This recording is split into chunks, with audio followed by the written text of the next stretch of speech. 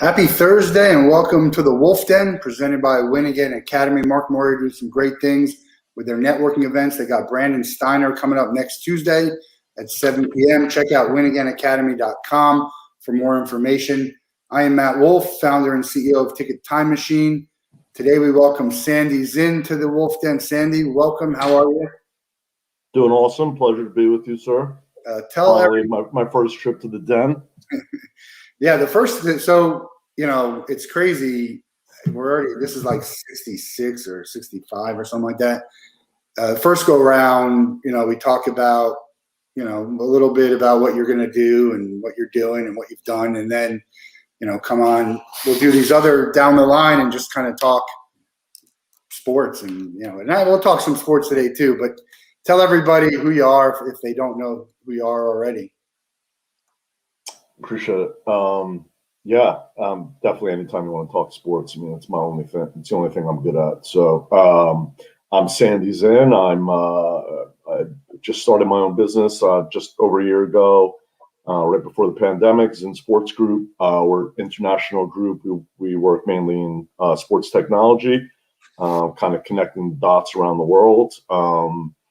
Very active with startups, do a lot of consulting, advising, a lot of recruiting and staffing. We run technical operations. We're pretty dynamic, so we're excited about where we are in that space and where we're going. It's great to be here and kind of get my face out there a little bit. I was at Major League Baseball for 15 years before I went out on my own. Ran StatCast, PitchCast, umpire evaluations, a couple other baseball specific departments. And before that, I was at ESPN for 10 years. I was a writer. I was on the golf beat. I covered a couple of Olympics, really all sports. Worked on the news desk, and a lot of writing and editing, and up here. And now we're all over the place. So career number 3 for me right now. I feel like I've gone back to college a little bit, feeling very youthful. It's great. To start at ESPN and Major League Baseball, that's a tough bar to set for this, but you're off to a great start. And we'll get into some of the stuff that you guys are working on. But you wrote a great article. I don't even remember what it was, last month or a couple of weeks ago, about what sports means to you and why and how you got into it. So let's talk a little bit about that, because it's hard to. Everyone does sports, right? When you're a kid, we all played Little League, right? Soccer. Everyone played soccer and Little League baseball, and you just kind of get a love for the game and you figure out what you like. But there's a lot of memories and actual stories of things that could have pushed you one way or the other. So tell them about. They can read the article. It was on LinkedIn, but give them a little summary of it.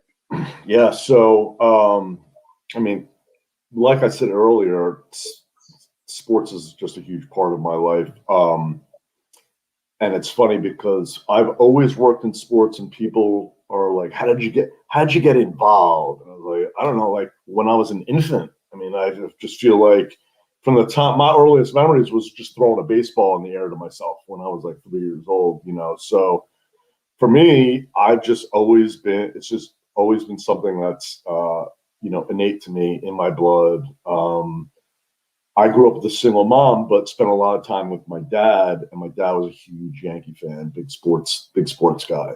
Grew up walking distance to Yankee Stadium. So, I know you're a big baseball guy, and baseball was very much in the blood for us. So I was instantly a huge Yankee fan. My mom was a big Yankee fan, and just kind of baseball was definitely my first love. I went to Ted Williams' sleepaway baseball camp, and I did the whole thing until as a teenager I realized I wasn't going to be the shortstop for the Yankees. And then in college, I was actually an accounting major, and knew I was not going to do anything like that on a daily basis. And I had a professor who pushed me to the campus radio station and just kind of really opened my eyes to, wow, maybe I could work in sports for a living. You got a little bit of that. You could tell by your voice that that maybe you did some radio before. By the way, just real quick, what possesses someone to major in accounting? It's a great question, Matt. That's an awesome question. That's why I love you. That question. I mean, if you're going to do a major, you'd be like, let's do something that we're not going to do anything in. Just pick like environment, I don't know, rocks or something. I was a good student, but I wasn't a great student. I wasn't very driven. I had no interest, like through high school. Nothing really grabbed me. And I actually went to Syracuse my freshman year, and then I transferred to Rutgers. So, I went to good schools, but like I just kind of always went through the motions. And the thing about accounting was I was always good at math and numbers. Like that was my thing. And it's funny because I grew up with my face in the baseball encyclopedia. Like I'm an encyclopedia of baseball knowledge because of just looking at numbers and names and everything. And so like for me, I was like, all right, I'll try accounting. And so to answer your question, some lost kid that really has no interest ends up in accounting. I was lucky to get out before I got in too deep. And to your point, my professor was like, you have a decent deep voice. Like you love sports, go into the radio station. We did everything. We did play-by-play for every sport. We had a call-in show and we did news updates. And so it was easy for me to change my major to journalism. And I ended up becoming a decent writer and kind of trained that other side of the brain. So it just worked out really well for me. But Syracuse has a really good broadcasting, right? That's the thing is I never would have gotten into that school. Newhouse School of Communication. It's one of the top in the country, and my grades were not good enough for me to get in there because you had to apply. Once you're already there, you have to apply to get into that school. So it was a blessing that I transferred and then changed my major, and then just kind of made a quick switch. So it really. I've been blessed along the way. That was one of those things. And I transferred for a girl. I transferred to be closer to my girlfriend in New Jersey. So, things just worked out, man. And that was one of those things. Isn't Syracuse, don't they have all those commercials about you want to be in broadcasting, or is that? Yeah. They all went there. Costas and the Albert brothers and everyone went there. My good friend Steve Gold was roommates with Adam Zucker, who went to Syracuse, who's now on CBS. Yeah. Zucker, all the top, all our tribe members, all the top TV guys, sports guys, they pretty much all went there. So, but again, if I had recognized it then, I would not have been able to study there. I would have had to transfer. So, it all worked out. It was a blessing. And then after radio, talk about getting into sports. I mean, everyone wants to be in sports, right? It's when you're in sports, it's not as glamorous as you might think it is, but people don't leave. It's very hard to get into these jobs. And I think the problem is, and maybe you can talk about it more, is that people are worried or ashamed of going to taking any job in sports. Just get into sports because you can show your worth there, and it's all this stuff is transferable, and you just never know. Like move yourself up and then move from, minor league baseball to major league baseball or, who knows what. But people don't want to take that job because they think it's not great. But that's the way to do it. It's just target. And, if you can get to the bigger job, sure, do it. But if not, just get in any way you can. 100%. For the love of the game, a lot is a lot of what working in sports is about, especially as you get started. So for me, I started ESPN at their wire service in Jersey City, New Jersey, $7 an hour, answering phones and taking scores, putting them into the system. And just like your bottom line here, we were the originators of that. And so for me, and that to your opening, the blog that I wrote was a lot of it was get your foot in the door. And I've never been one that's, it's not really a big secret. Like get your foot in the door, work hard, build those relationships, open eyes. And, it's always good to have people in the industry, but you build those relationships. So yeah, $7 an hour, answering phones. Did that for a good 2.5 years, and then spot opened in an editorial department, and they let me come on and earned a full-time spot, and just kind of took off from there. And still to this day, it was the best job I've ever had, the most fun, most camaraderie. Work until 4 or 5 a.m. in a newsroom, and it was very intense, sports heavy, a lot of great travel and great experiences. So, but if I didn't take a job for $7 an hour, I would not have experienced those. To your point, right? Like that kind of shame or whatever people feel because they start lower than they think they deserve is not based on reality. Especially starting in sports. I didn't have a job worth putting on my resume for at least 10 years. I mean, literally, I was interviewing, and I'm like, I can't talk about this stuff. Like, nobody cares. I know what my value was and what I could do, but they were just, bad jobs. And I wish I would have, I wanted to be in movies and do movie trailers, and I kind of didn't get it. And then I didn't pursue it. So it took me. It's all those personal experiences. You put all those personal experiences together, right? And then got some great stories. Oh, I know. My friends have a good laugh at them. I started to write a book, and then I kind of stopped. That's one of the things. I don't know. It's one of those things where you are. Have you thought about writing a book? Everyone's writing a book these days. Yeah, I actually want to write fiction though. Okay. I'd like to write comedy, so I actually have some things jotted down from way back. But you ever read? Yeah, I kind of. What's that? You ever read Strike Zone, the fiction? No. Oh my God, I'm not a reader, and I read this thing in like 2 days. It's one of the funniest things you'll ever read. I got to send it to you. It's by there's a couple things. He's a famous Strike Zone. Ken something. He's a famous author. Okay. I'm reading a book called The Stand because we're having Catherine Bertine on. I recommend this book, The Stand, and one of the big things that she talks about is ask. And I say this all the time when we do our Learning LinkedIn, just ask for what you want. And because people aren't just going to offer it. So that goes with networking and targeting. There's so much opportunity and resources now than when you and I were first searching for these jobs. I mean, we do a Learning LinkedIn series where we're highlighting people, and I have people on my network and my panels that are sharing jobs, and I'm looking at these jobs. I'm like, holy smokes. And then I go to, Win Again Academy and network with those people. And we're networking with ex-athletes. And then I go to the locker room with Tim Claiborne. And, it's just crazy the amount of access you have to people and who are happy to help. So I feel like it's a lot easier now. And I don't want to say it's easy, but there's a lot more opportunity. Now there's just a lot more people wanting to do it. I mean, everyone wants to be in sports or entertainment. People don't even know a thing about it, and I agree 100% with you. And I know we're similar age. So when I finished college, like, computers were barely being used. So imagine, like, my first job I found in a newspaper ad. Right? Who's graduating college and finding jobs in newspaper ads today? 0%.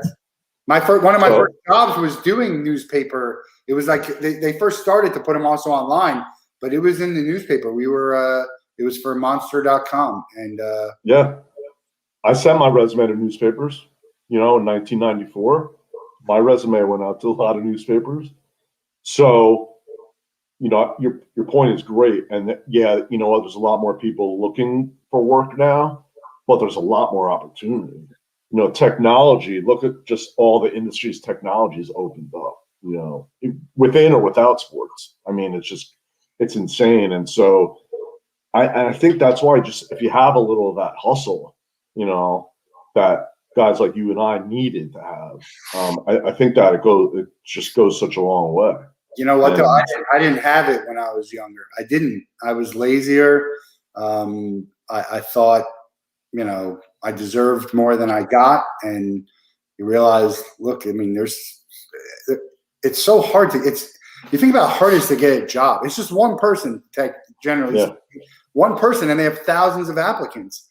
And it's, to think about how hard I never got upset about losing out on a job unless I somehow knew the person, like internally. It's that hard, and you didn't treat it that way. And I just said, all right, I'll get a job. And it ended up working out fine later, that's all those things help you, being unemployed for sure. 2 years and it's just eventually you feel like you'll get where you need to go if you put in that work. And that's really what it's about. And, starting your own business, that puts a whole new thing, because you're having to go out and get business and network. And sure, we all had to do that in our previous jobs, but it was kind of like, all right, our livelihood doesn't depend on it. So what obviously I assume the pandemic, but what made you want to start this company and focus and do what you're doing now? I actually got laid off after 15 years. So right before the pandemic.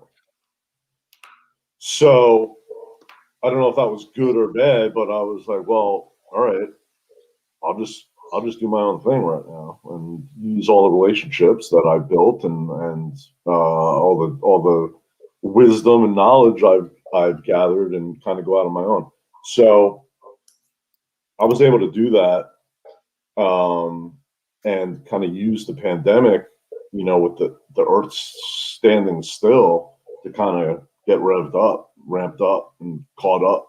And so what happened over the pandemic too, especially in technology, is that a bunch of new stuff came out. People banging out code at home.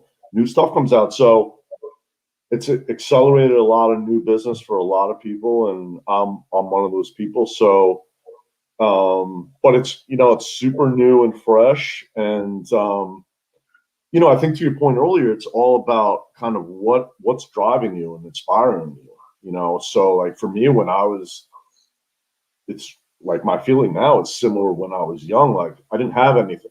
I had to build. I didn't really have anything. And I always listened to my mom. My mom once said to me in her thick Brooklyn accent, "You can go work in your father's warehouse." And I was like, like that's all I thought about, like while I was in college. Like, I'm not going to work in my father's warehouse. I did that like in the summers, so driving me now even is like, I got to pay the mortgage. I gotta, I want to build something for myself. I worked in corporate America and corporate America again. And so like being able to work for myself and build something for myself, I feel like it's going to be super rewarding. So again, it's, what drives you. But if there was no pandemic, you didn't get laid off, would you have started? Did you have thoughts to think of this to start? I didn't. I never had a thought about it. I love baseball and I had a good job and had a lot of responsibility. And so I didn't think of it, but sometimes, just things work out for the best. And so I look back at it now as a blessing, because I don't want to have to answer to anyone again. I love partnering with, good people and working on cool things, but I'm never going to have a boss again. That's out. I'm out on that. Yeah, people used to ask me about manager positions, and I said to them, I don't want to tell anyone else what to do any more than I want to be told what to do. And obviously, as a CEO here, we're going to have to hire and tell people what to do. But I feel like I'm going to create the perfect job for my employees, because I know what would have made me happy, and and I know that I could have been just as successful if I had extra time off and flexibility to do this and, creativity. I'm starting to realize, like, I have some really good ideas and some really good skills that were just really wasted for probably the better part of 20 years of me working.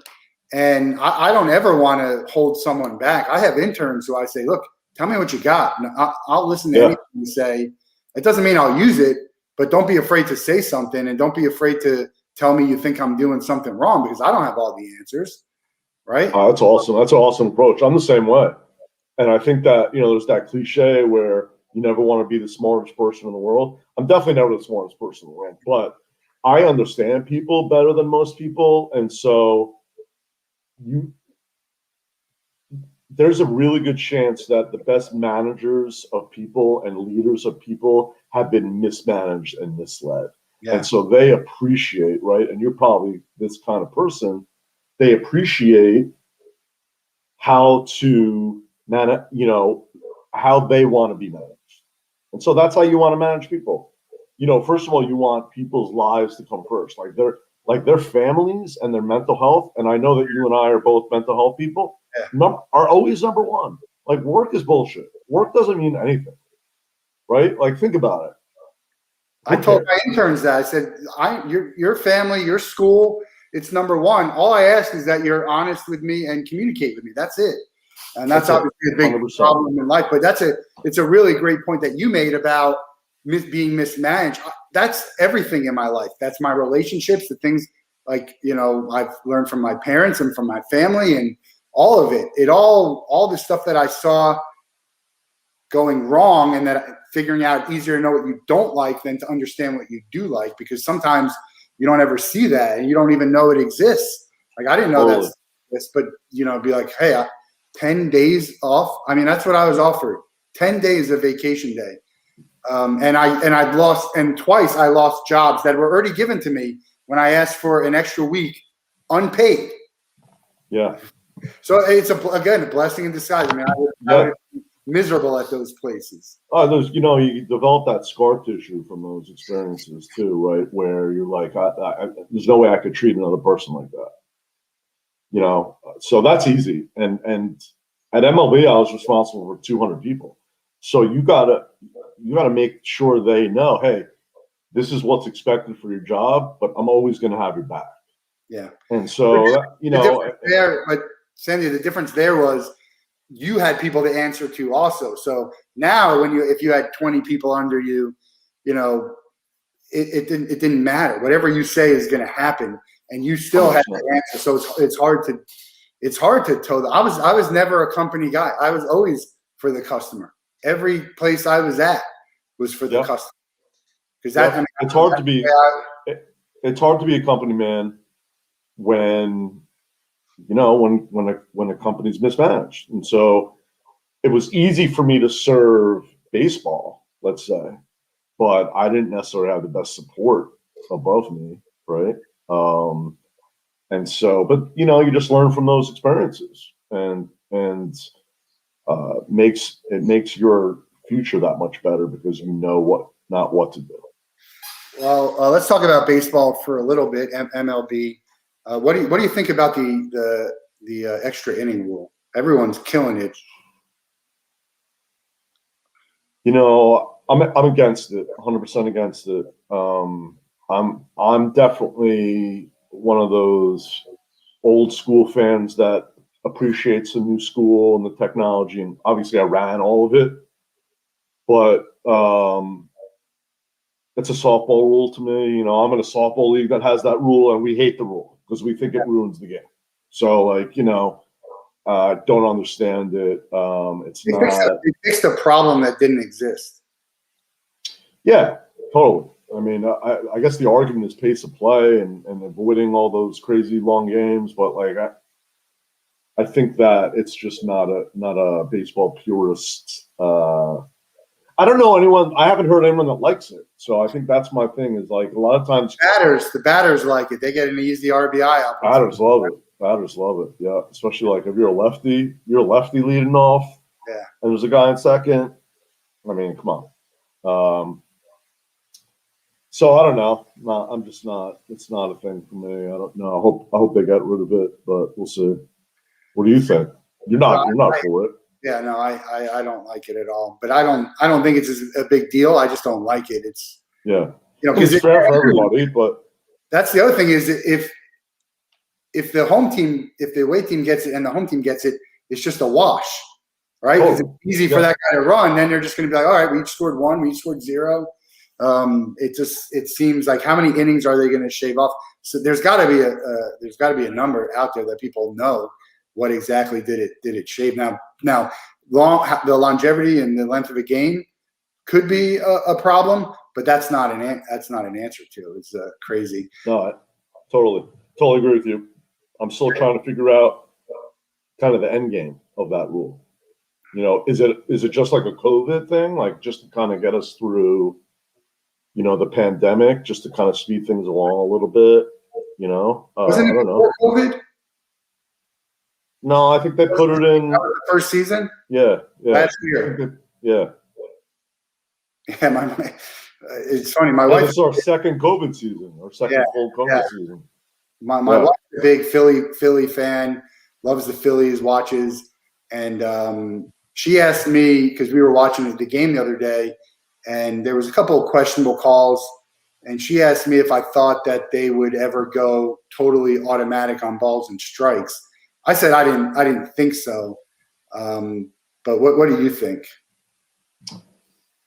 I think they will. Yeah. This year will be interesting because they're testing for replay or just automatic. Like I would say, if you want to challenge a ball strike and if it went in there, then maybe. Oh no, they're going for everything. They're going for every pitch. Yeah, every pitch. Yeah, the goal is every pitch, I think, and I think this year will be key because they have it in a minor league where, you know, they're official games, and so they're going to be able to really get a good sample size. So we'll see. I think that they're, you know, it has merit. You know, I'm not going to say I'm for it. It has merit. But yeah, I think it's going to happen. I think it'll happen probably sooner than later too. I think probably within the next couple of years. I mean, that's my guess. Really? You know, I don't know what's going to be collectively bargained. You know, that's going to be interesting after this year. They have to come up with a new agreement, and those sides hate each other more than ever right now. So that's also interesting. But I think it'll probably happen. Technology is going 10 times faster than it's ever gone. I think it's going too fast. I think people are getting ahead of themselves. They're getting crazy with all the technology stuff. I mean, they have stuff that is reminiscent of like Back to the Future and Jetsons when we're not at that yet. Like that stuff is when we are flying cars and having robots. And it's not that there aren't use cases for it, but I just think it's way too fast. But you have a pretty good pulse in technology. Is sports, and is that just in line with everything else, or are they just trying to move forward faster? What's your feeling on that? I think they're definitely moving fast, and I think the pandemic's accelerated the speed. You know, part of it is nobody in stadiums. How do we get people engaged? And so that's all technology, right? So I mean, it's just part of who we are as people. And I think to your point, though, not everyone is tech savvy or cares about it. And so, excuse me. So those are the people that you lose. I mean, especially in baseball, because it's such a traditional sport. A lot of older people watch baseball, and it's a turnoff to them. You know, a lot of even the broadcast graphics with the strike zone, live strike zone, which I like, but you know, some people don't want to see it. You know, so I think that the evolution of the technology is difficult for people to absorb and accept. And it's just kind of part of it. I don't mind seeing the strikes when it's close. You know, I think you want to know if something was real, like, man, that was a terrible call. Not like, hey, he just missed the corner and called the strike. Yeah. So like, and that's not even seeing it from the point of view of the hitter or the umpire. Like, maybe you should have taken a swing there. But I hate being on my phone too much. I was one of the last people I know to ever get a smartphone, and then it just all downhill from then. I mean, I saw especially with work, my screen time, I was like, there's no way that's possible. And I've gotten it down a little bit. You know, you guys, I know you've partnered with Oishik, right? Yeah. And so his has to do with kind of engagement in there. And I think it's great for the people who like it. I don't like to use my phone when I'm at a game or even watching it from home. It's hard for me to avoid it. But what are you like when you're watching or at the games? I would like to be less involved on my phone. Now, if I'm at a game, I'll be on my phone less. I will be. But the generation under us that we want, for business purposes, we want their face in their phone. Yeah. That's okay. I'll sign up for that. But it's a personal thing. Like if I'm at a ball game, I'd almost rather keep score with pen and pencil than with pencil and paper than have my phone out. So, but it's a personal thing, and it's big business. Just having that smartphone out at games, keeping them engaged, is big business. So I'm with you, and I'm even on a personal level. I try to detach. I try to put my phone down. It's hard. It's hard, especially as running your own business. Like you're always on. So how do you detach? It's hard to detach sometimes. Is it possible to I'm all about having options, especially with tickets. I'm not saying, hey, give everyone a ticket. I'm just saying give the people who want an option to get one. Yeah. And so with the technology, is there going to be an opportunity to give people a chance to have it and to not have it? Like when I watch ESPN in the national championship, there's 8 channels. You can watch it however you want, as opposed to now we're going to have the main channel have all this stuff when I don't want that stuff.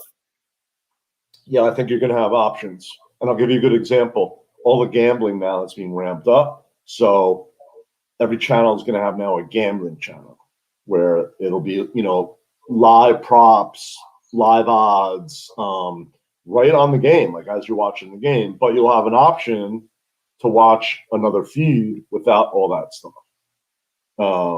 I think that's one good example, is because people don't want that gambling stuff in their face. Some people do, some people don't. I don't gamble now, but I used to gamble when I was in high school. And we did. You know who Jerome Drinovich is? Of course. Did you ever recall? I was betting Jerome, on West Coast hockey. At 3 a.m. I'd wake up and I'd call the hotline and be like, "They opened up a can of whoop ass on." And I'd call, find out the score of the game. I don't gamble now, but I have some friends. My friend puts $20 on a game here and there, and it's fun. I play poker, and we put $30. I don't really care about the money. I'm more about enjoying the enjoyment of it. Totally. And I think I'm the same way. So I'm even a big horse racing guy, but I'll bet $2 a race. I like to be involved. And that's the thing about the gambling, is the fan engagement. You don't have to spend a lot of money to be engaged. And, you can go on FanDuel and bet $2 on a football game and just, keeps your interest. So, yeah, and ironically, my dad was a compulsive gambler. And so I had beaten into my head when I was a little boy, don't gamble. Yeah. And even when fantasy sports started, he was like, that's gambling. That's a form of gambling. So I was always really careful about spending my money in that regard. Use my vices elsewhere. Don't put them all towards gambling. But it's interesting. It's a really interesting time. You got to be careful. People have addictive personalities, and it's really super easy to lay money down on anything right now. Yeah, so crazy how easy it is. Crazy. Like when we were in high school, it would have been dangerous. We took bets actually. We had a football sheets. Yeah, I still had it. And I'll tell you a real funny story real quick. I had my own phone line when I was growing up, but it didn't have it. It just kept ringing and ringing at really crazy times. And one time my dad picks up, and this kid, we were seniors, and I think it was a sophomore. He's like, "Yeah, tell Matt to call me back. I want to put a bet on the Bulls game." He tells my dad this, and then my dad's like, "Are you thinking about?" I'm like, "No, we're just kind of doing this or that." And it was crazy, but it was fun to put a few bucks on. Now I don't gamble a whole lot. I like to go to Vegas. I like to play poker. I'd rather play a house game than some of, but it's really too easy. And the fantasy sports, I'll disagree on the gambling side in a bit, because when we played fantasy football and all that, you put in X amount of dollars and that's it for the season. So to me, the gambling that you're going to have a problem with is when you can just make another call and just keep adding money. Like, hey, I lost this game today. I'm going to bet tonight. Hey, I'm at the table. I'm going to go to this other table. I'm going to put some more down. or I'm going to get some more chips, or I'm going to go to the ATM. So it's I agree 100%. certainly gambling, but it's not. I don't think it's for. It was my dad's way of kind of just keeping me straight, But I agree with you. Like, I think it's a great, even if you want to call it gambling, I think it's a great way to gamble. Like, if I enter a football fantasy football league for $200 for 6 months, that's a pretty awesome investment. That's because I'm watching 10 NFL games every Sunday. So I mean, and I know you're a fantasy guy. Like, fantasy football is just enormous. I mean, it's why people watch the NFL. I actually retired from fantasy a while. My brother has my one friend has 8 teams in 8 leagues, and my brother has 3. I'm like, I can't deal with this stuff. We played fantasy football when we were writing the scores Monday from the newspaper, and that's the only way we knew. And now everything's instant gratification. I mean, they're literally. I would never be able to do it now, and I know that my guy needs 3 yards, and he gets tackled at 2, and you're cursing. And you're not built for that anymore, right? I mean, the people are yelling at these people on social media, and some of them clap back. It's hilarious when you see the social media interaction, right? Isn't that the greatest? 100%. It's crazy, yeah. But I remember my original rotisserie baseball league. We got a weekly newsletter mailed to our house, like in 1989. Oh wow! Mailed, and so you had no clue what the stats were. Like, you looked in the newspaper at the box score the next day, but unless you were writing them down by hand, you didn't know where you were in the standings. So, but instant gratification now. You know everything at all times. And that's and you talked about the bottom line. I want to talk about that for a second, combined with ESPN, to get your thoughts on this. I think the instant gratification has really ruined SportsCenter and everything. Back in the day, I had no idea who won the game until you told me who won the game. Now they tell you who won the game before they even show the highlights of it, and it's scrolled at the bottom for you to see. So it used to be like, hey, once we told the score, now we'll scroll this here. But I feel like SportsCenter's for older people that were watching SportsCenter like 20 years ago. Yeah, I don't watch it. That aren't on their phone. Yeah. But I think it's like a cool feature, but I think it's been misused. I mean, I watch PTI. I'm a PTI guy. Okay. I just watch, and I could fast forward or miss them. But I think they have some good banter. I think what's the First Take? I think is terrible. I watch Good Morning Football on NFL Network. Who's on there? Nate Burleson. Peter Schrager is a writer, actually grew up near me. Kyle Brandt, and Kay Adams. And they're really good. And they have, that show, what that show does is they brand their game and their players better than anyone. They have players on constantly, coaches interviewing GMs, and it's a fantastic show. I mean, you get the players watch that show. So the players are fans of that show. It really kind of covers a lot of the bases in the sport. So I enjoy that. I watch a lot of horse racing, especially when I'm working. I like to have ponies on in the background. It's very soothing to me. But I don't watch a lot of I can't tell you the last time I watched a SportsCenter. I watched it yesterday. Did you?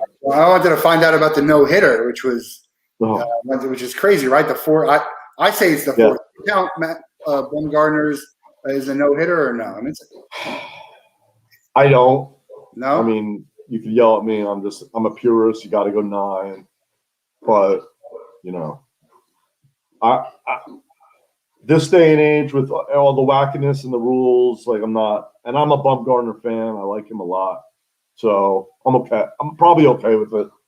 Well, if you think the extra inning rule is bad, then you got to think that 7-inning double. Oh, worst. It's really the worst. Because you missed out on something like that. I mean, I think it's worse than the extra inning rule. It probably is. You missed out on a possible no hitter, which is. I mean, I just saw something on Twitter the other day was that John Means now has more hitters than Clemens and blah, blah, blah, and all these great Maddox combined.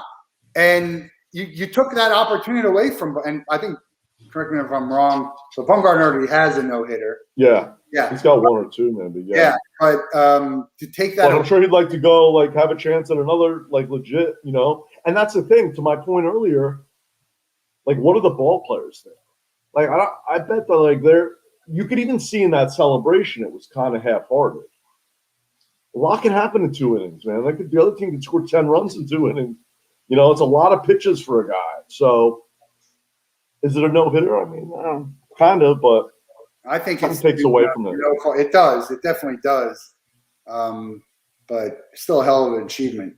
But the thing is, for some reason, the pressure isn't this crazy in sports how the team always gets that run they need. Like, if they need 3, they get 3 in the bottom of the ninth. If they need 2, 1, 4, and then it stops. Like, they can go on a barrage, and then it stops. It's just like a magic thing. So even in a 7-inning game, you kind of understand that the 7th is like the 9th, and the pressure really gets you. I started this company because I saw Edinson Volquez throw a no-hitter.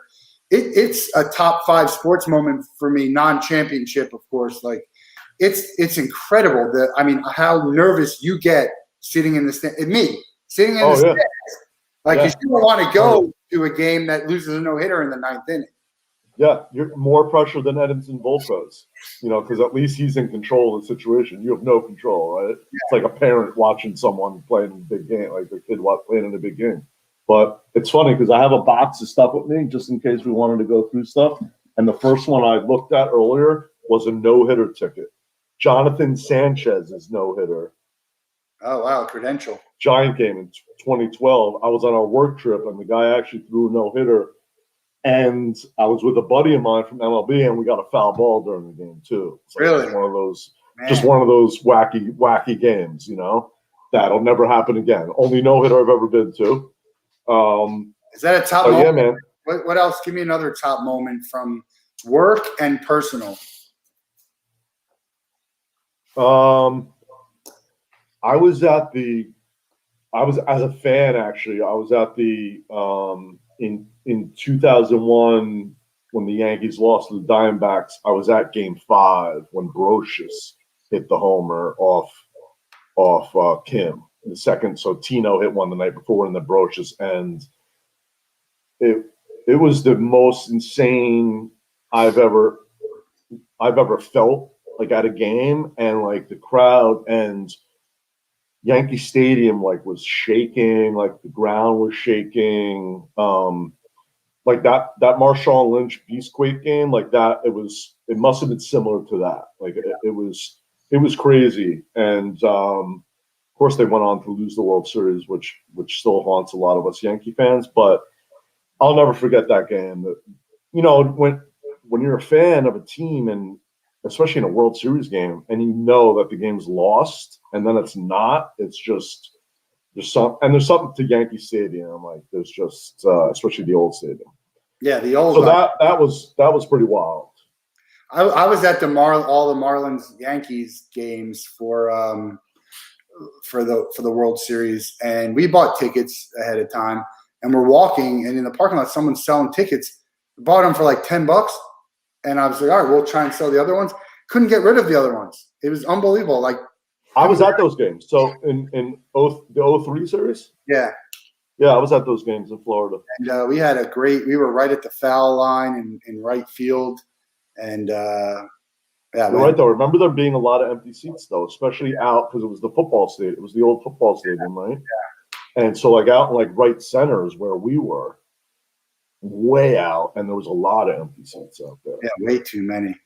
Oh, you never know. I mean, now Yankees come to town, it's a tough ticket in the Marlins. Yeah, and that's my guy. Donnie Baseball is my guy. He's my hero. Like, that's growing up, that was my Mickey Mantle. Don Mattingly. He's not a Hall of Famer. It's not a Hall of Famer. I can accept that. That's fine with me. Maybe if he wins a few World Series with the Marlins, yeah, then we can get him in. But he's got one of those records that might never be broken. He's tied for 8 straight games with a homer. Yeah. That's a good record, and he has the most grand slams in a season with 6. Yeah. His only 6 of his career, and he hit all 6 in 1 year. Wow, that's crazy. Yeah. Do you find yourself trying to? I mean, you're working with sports teams and technology. Is it easier for you to work right now with baseball teams, or have you had more success based on your history? What what are you guys working on, and what are you looking for? I've gotten a lot of soccer work, or I have to call it football, depending on where you are in the world. So like I have a lot of international colleagues, but really proving that it's the world's top sport. There's just a lot of technology that touches soccer. And so I've been involved in some startups and some programs. But, I've been all over the place. A little baseball work. I'm working on starting next week, I'm working on a boxing project. That's really cool. So I'm all over the place, man. All over the place. There's a story on ESPN today about a 15-year-old girl who's suing the NWSL to have the right to play because they have an age limit, but MLS doesn't have an age limit. Remember, they signed Freddie Adu, and then now they go out in the world is not. So that's a CBA thing from what I'm reading. I don't know a whole lot about it, but again, it's a CBA thing, so they have to figure out what the is. That's crazy. 15. It seems weird. I think if she's good enough, let her play. Yeah, I'm wondering why, and I hope this doesn't come off the wrong way, but with women's soccer not having the pay that the men's soccer has, I wonder if she's not better off just kind of playing. I mean, she's already got like a 6-figure Nike endorsement. Yeah. Wouldn't you want to play high school and college and get there? I understand why people do it for money. I think that's really the only reason why people do it, in the men's side, in all sports. It seems weird to me. I wonder what drives her, like the challenge of it. Now, from a league standpoint, like the publicity would be fantastic for them. So, like that would be my thing. Like, why wouldn't you want her to play? Because she's going to bring, fantastic publicity. But like, I guess there's the Freddie Adu argument. It probably, might have stunted his growth. Freddie Adu hung around for a little bit, but he didn't become what people thought he might. So. Yeah, I'd like to know what she thinks and like what her parents think. Like, they're probably like all for it. Like, just let her go. Like, I don't think you ever want to cap someone. Just kind of let them do their thing. I think it did hurt Freddie, and we have Tamir Goodman coming on the show, the Jewish Jordan. Oh, nice, awesome. And I watched. You ever see the 30 for 30 about the Little League World Series? I forget what team it was. It was like a 14-year-old kid who was on top of the world. Danny Almonte. No, not that. Not him. Not the one who. Not that kid from the Bronx. No, he was like, they won it all, and this is probably in like the 80s. And the expectations of this kid, like there was nowhere to go for him, and he just lost the love of the game. Jim Bouton hits me. Strike Zone by Jim Bouton. Oh, Jim Bouton. Elliot Astroff. Yeah, that's the book. Ball 4. Strike Zone, Ball 4. Yeah, the book Strike Zone. Go read this book. Okay. There's a like a paragraph in there. You're gonna laugh so hard out loud. You'll know what I'm talking about. But that's a great book. And I really don't read. I'm reading this Stan book with Catherine, and it's a great read. What kind of sports fiction do you like? I mean, you said you like to write it. What? I like to read nonfiction. Okay. I only read nonfiction. So the most recent baseball book I read was Satchel Paige's autobiography, which was awesome. Very into that stuff. But I've read a lot of like cool things. I've read a book about Hal Prince, who was a baseball player. He was a dirty player, like bet on games, and so like I try to like find good stories and read about them. I'd rather read fact and try to absorb some information. Yeah. So I actually picked up a couple of new books. Like not even sports related. You might appreciate this. The Values Compass. Values. What 100 countries show on teach us. values. Yeah. Yeah. What 101 countries teach us about purpose, life, and leadership. Yeah. Just trying to mix it up. But I've read a lot of baseball biographies. And again, back to kind of I'm a little bit of a baseball historian. I love that old school baseball stuff, and so a lot of the Negro League stuff. I was just going to ask you that. We had Sean Gibson on the Wolff Den. Nice. And they have the JG20 MVP campaign. Yep. I think it's a no-brainer to change the name of the award. I didn't even know this, but I guess the name of the person the award named for was not a very good person, so it makes it easier for that. It'll be interesting to see the stats out, like now that they were named major leagues, part of the major league, but to integrate the stats. I think it's hard to integrate the stats even from the people who were designated in the major league from then and there. It feels like there should be like different errors. I don't know where you stop. I agree. I think it's ridiculous to include the stats. And no disrespect to the Negro Leagues at all. They should have their stats, and there should be a page. But how do you combine the two? Like a lot of times those Negro League stats from like the 50s. Yeah. Turn of the century. Like that's different. Different rules. Like it used to be, turn of the century. Into the 20th century, if you went first to third, you got credit for stolen base. So if you look at like a lot of records from way back then, you can see guys with over 100 stolen bases because there were just different rules. So like, there's definitely eras of stats, and I think it's unfair to even the Negro Leagues. A lot of those guys were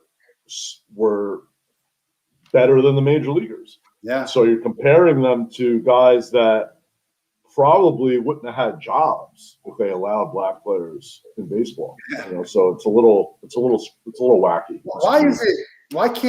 What's the deal with stolen bases, right? Vince Coleman, Ricky Henry, no one's even sniffing 100.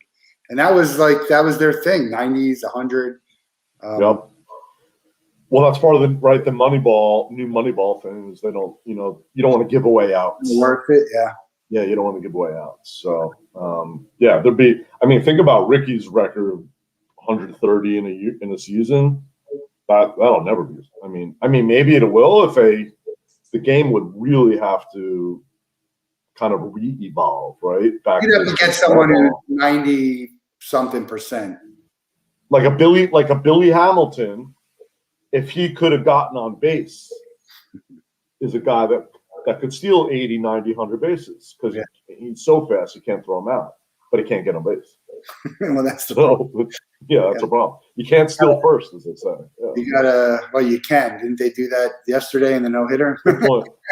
Good point. And in the Atlantic League, they made up that rule. I don't remember if you remember from last year, where if a ball got away on any pitch during that bat, they could steal first. I don't know if that. I was out on that. That's like remember that game, Running Bases, as kids? Like that's a running bases rule. Yeah.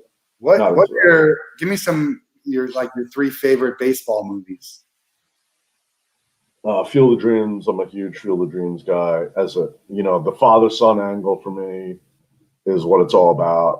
I've cried at less. That reminds me of my dad. My dad and I just had our relationship was baseball. And there were times where he would call the house. We would talk about Don Mattingly for 5 minutes, and then he would say, "All right, I'll put your sisters on." Like that was it. That was the end of the conversation. So Field of Dreams. I love Bull Durham. Bull Durham's fantastic. I don't really think I could limit it to 3. Major League's awesome. Major League's just an awesome comedy. Sandlot. I love there for me. Sandlot. I don't like Sandlot. I don't know. But I'll give you that I'm in the minority on that. A lot of people love Sandlot. I love The Natural. I think to me The Natural is fantastic. Again, old school. It's very old school. 8 Men Out. To me, about the Black Sox. To me, that's a great movie. Good. There's more good baseball movies than anything else. Even I love The Slugger's Wife, which I thought was like Slugger's Wife was good. Mr. 3000. Mr. 3000's a great movie. Yeah. Really enjoyed that. Tom Selleck. Tom Selleck? Yeah. And then what was the other one with? Mr. 3000 was Bernie Mac. Bernie Mac. Mr. Baseball. Mr. Baseball. That's Tom Selleck. Both were good. Bad News Bears. Yeah. going way back. So many good movies. Even Yeah. the Keanu Reeves movie got me with the kid. He got shot, right? The kid who died. Yeah. I don't remember. Yeah, that was good. The Wesley Snipes one with the fan. I mean, just so many good baseball-related movies. Definitely. It's crazy. We haven't had one in a while, though, right? They seem to be all older, all the sports movies. I think you're right. Yeah. I feel like we need a new one. That'd be great. Everything's anyway. Just figure out a way to put. We need a comedy. We need a new baseball comedy. They can do. Maybe I'll write that. I could write that. Maybe. I think you should. They had a Major League 2. I thought was Major League 2, Major League 3. I think. Oh, they had one. I thought one was in the. Funny. The catcher, 2 was funny. Catcher was pretty funny. 3 was, I think, Zorn was like the manager of a minor league team or something. Yeah, Salt Lake Buzz or something like that. Yeah. Man, I wish Yeah. I really love movies. I love sports movies. There's so many of them. I like the show The Pitch. Did you see the show Pitch with Zach Morris? It wasn't bad. Yeah, it had something. Yeah, it wasn't terrible. All these shows, you spend the whole year watching, and then that's it. Yeah, the one with the Hank Azaria as the broadcaster. Have you seen that one? No, because that's on. What's the name of that? It's just the guy's name, right? It's I saw an episode though, really creative though. Oh, here's one. How about the Kenny Powers series? Yeah, that was outstanding. That was outstanding. His Time and Down was outstanding. Yeah, I was rooting against him the whole time. I think he wanted you to root against him. I think that was his shtick. And the loser friend of his, I was rooting against. Such a punchable, punch in the face kind of guy, right? Agreed 100%. She's all over the place though. The female, she was on Mike and Molly. She was the sister. That was good. Will Ferrell when he came in, and what's his name? Craig Robinson. They all had great cameos. Yeah, they did have good cameos. Yeah. Well, give me your baseball Mount Rushmore. It's obviously Mattingly. It could be who your favorite is. It doesn't have to be. Just my personal one. Yeah, your personal favorite. Okay. So Mattingly, Mariano Rivera, El Duque, and Bucky Dent. Bucky Dent. I love the who was the guy in the Yankees who had this side Nelson? Jeff Nelson. I love those sidearms. Jeff Nelson was a colleague of mine at MLB.com for a few Really? years. And one time I was in an elevator alone with Jeff Nelson, Matt, and I did this. Hey, Jeff, how are you? He's a big dude. You can't believe how big he is. But yeah, nasty sidearm slider. Yeah. 6'4". I stood next to Aaron Judge at the Super Bowl party last year. He's big. He's a big dude. And I'm a big dude. I am. I don't. Yeah, he's like a big tight end. Yeah, you're like a little tight end. He's like a big tight end. Yeah, I don't feel that way around a lot of people. We'll get you out of here on this. Same question we ask everyone. You can choose one person to spend a day with, and it could be anyone. The only rule is they have to be living, and you can't be related to them. Who are you going to pick, and what are you going to do? We're going to put it on a list, and we're working to make it happen for one of our guests. Anyone. Could be sports, music, Oh man, I definitely want to spend the day with Don Mattingly. Don Mattingly. Definitely. I think I am in Miami. I think that's one that we might be able to make happen. Hopefully I could do some business with the Marlins. Okay. And we'll make I'm not a starstruck guy. I mean, I'm definitely in awe of some people, but I'm not one of those people that chases athletes around. And working in baseball as long as I did, I mean, I was at winter meetings where Don Mattingly and I walked past each other like this, and I was like a deer in headlights. And so for me, just because, again, I mean, the memories of his greatness and the joy that it gave me and my dad and so many Yankee fans like us. And so I just would want to kind of hang out with him for a little He bit. just seems like a cool guy. He just does. He seems like he does seem like a really super cool, laid back dude too. You know, growing up in New Jersey, I'm around a lot of fans. My brother and my friends, a lot of like diehard Yankee fans, and I don't know any of them who don't put Donnie Baseball up as their. And that's talk about an organization that has like the greatest players in the history of the game, and they put Donnie right up there at old timers games before he went back. You know, before he got back to managing, and like wow, you know, like Mickey Mantle while he was still alive and all those guys were alive, they would introduce everyone, and Mattingly would get the biggest hand every year. And part of it is that he just never won, right? Never got over the hump. As great as he was, and just was, everyone loved that dude. Too early. So, yep. You missed it by a little bit. Thanks for joining us today. Tell everybody where they can. We got some information at the bottom. ZinnSportsGroup.com on Twitter and Instagram. Who should reach out to you? Yeah. Any technology vendors, startups in the sports space, any teams and leagues looking for fresh technology? We're very active, and we've made some great relationships, and we're looking to hook up with anyone we can. We cover everything from fan engagement to broadcast to health and wellness and injury prevention. So if sports technology is your thing, we definitely want to hear from you. Perfect. Sandy Zinn, Zinn Sports Group. Great to have you on here. We'll have you again, and we'll talk some more baseball. But look forward to it. Thank you. Great episode tomorrow. Nancy Barrows going to share her story, and a really cool crossover event next week on Tuesday. We're going to have the fan. Do you know the Fan Experience guys? Mike Kados from the Field app. They have a show 2 nights a week, and they're going to come on my show for a half hour, and then I'm going to go on their show the second half hour and do a little crossover type thing. So keep an eye out next Tuesday. Should be a fun event.